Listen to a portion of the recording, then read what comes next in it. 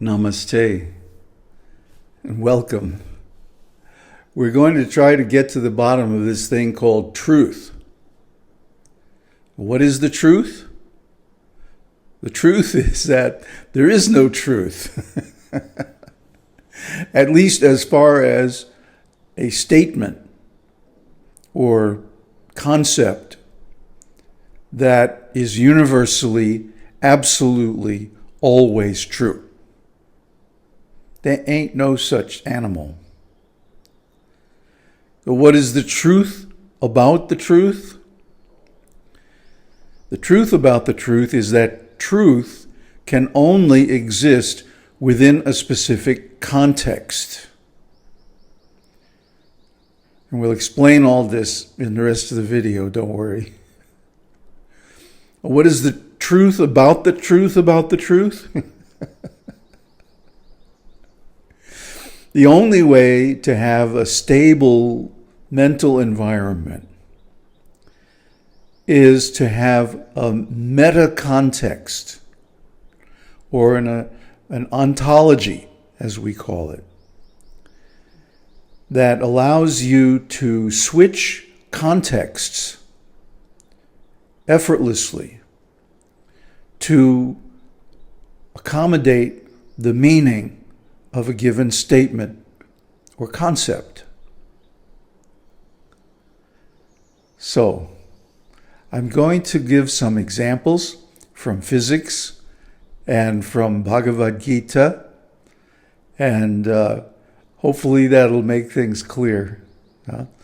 We talked in the very beginning of this channel in Matrix Learning about meaning and context, right? If you have a word and you want to know the meaning, the definition of that word, it has to be considered within the context of the sentence or the paragraph or the passage in which it occurs, isn't it?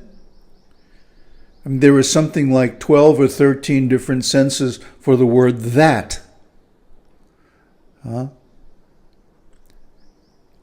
23 or 24 different senses, depending on which dictionary you use, for the word up.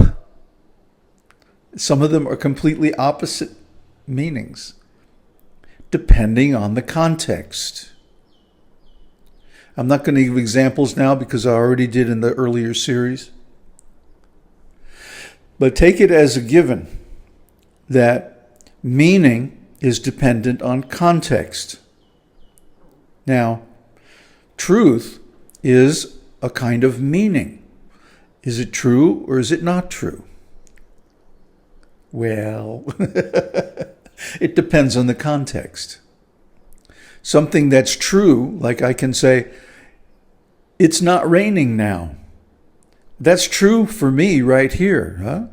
But I'm sure if you go far enough, you'll find somewhere where it's not true, where it's raining cats and dogs, or snowing. So anything you can say or anything you can think, as in a concept, is true only within a certain limited context. Outside of that context, it's not true. Remember back in the days we did a video on Jain logic, Ājñā-cakra. In Ājñā-cakra, every statement or every truth value, and in that logic there are 7 truth values, not just true and false, but every single one of them is prefaced with the phrase, in some ways. So if I say, it's not raining now, in some ways that's true, in a limited context. But if you look at the whole world, there are ways in which it is also false. So the very same statement or the very same concept can be both true and false in different contexts. That's the truth. Now, What about the truth about the truth? Let me give you a couple of examples. In physics, the first thing you learn is F equals ma. This is the basis of mechanics. And F equals ma means force equals mass times acceleration.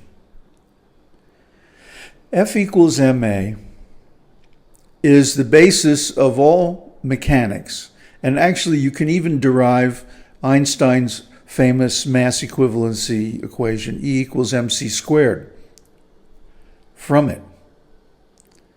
Some tricky math, but it can be done. So F equals ma is like a mantra, it's like the first thing you learn in physics.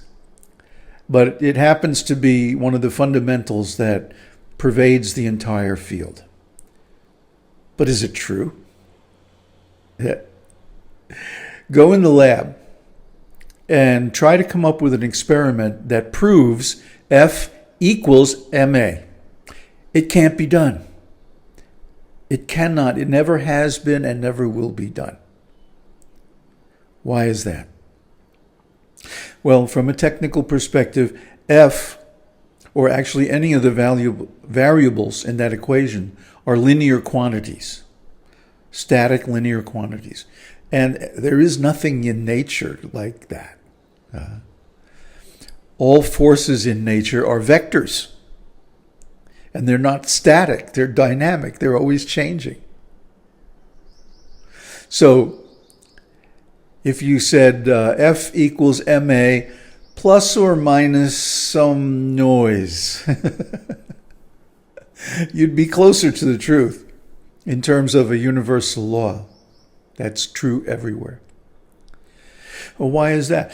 Because your F, your force that's acting on an object with mass m, is not the only force that's acting on it. Consider a very simple example where you have, let's say, a ball sitting on a flat plane, and then you apply some force to it. Well, is your force the only force acting on it? No. There's also friction, air resistance, the Coriolis force, or the spiral force due to the Earth's rotation, the gravitation of the sun and moon and other planets. And then there's relativistic forces like the light pressure of whatever light source you're using, gravitational variations due to gravitational tides, gravity waves, and so on and so on and so on and so on, right down to Brownian motion of the individual atoms. So there are actually innumerable different forces acting on that ball, and all of them are in constant flux. So if you go in the lab and you do this experiment, you always find that F does not equal ma. It almost never equals ma, only by some chance. So how do scientists justify this, saying this is the basis of physics, F equals ma? Well, there's statistics.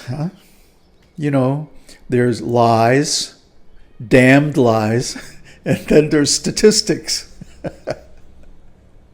Because what statistics does, and what science, or actually scientism, the religion of science, what it does is narrows the context down to where the law or the principle or the idea, concept that you're trying to prove actually is true. Now, what would you have to do to prove F equals ma? You'd have to go out into intergalactic space, where there's no air resistance, there's no gravitational tides, no electromagnetic fields, nothing, right? It's impossible. It's actually impossible. So F equals ma is only provable by use of statistics to eliminate the noise. Means the unwanted findings, the readings that don't fit your theory, that don't match your hypothesis. This is what it should be. And then we say, oh, well, in an ideal situation, F equals ma. But there ain't no ideal situation. See? So part of the context that influences the truth or untruth of any statement or context is whether you have accounted for all the assumptions. And this is where people usually mess up. And this is why philosophy is messed up. And this is why physics and science is messed up. Because they cheat. What they do is they go in the lab and they narrow the context until the experiment works. And then they say, oh, we proved it. Well, no, you didn't. As soon as you step out of the lab, it doesn't work anymore. You know, there's a huge conflict now among many experiments, especially in psychology, human behavior, economics, sociology, those kind of fields, where it's impossible to duplicate the results of an experiment. Why is that? Because they haven't accounted for all their assumptions. And then they use statistics to cancel out the noise. But the noise is meaningful. The noise is reality. Sticking his little head in the door and saying, hey, dude, there's more than just your theory going on here. There's other stuff happening, which you are conveniently excluding. And this is how people arrive at truth. Well, it's not truth. It's only a statement that appears to be true in a certain limited context. That's the truth about truth. And that's why there is no truth. And now I'm going to try to give, in just a couple of minutes, an example from Bhagavad Gita. The very first teaching in Bhagavad Gita, after Arjuna freaks out, is that Krishna says, no, dude, you're lamenting over what is not worthy of tears. Why? Because the soul is immortal, eternal, and can never be slain. That's the way it's translated in most editions of the Gita anyway. Is that true?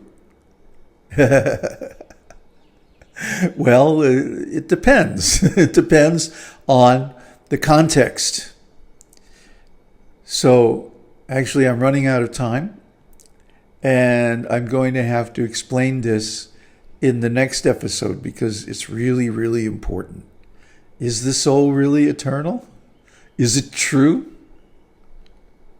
Tune in next time for the exciting conclusion. Om Tat Sat. Om Harihi Om.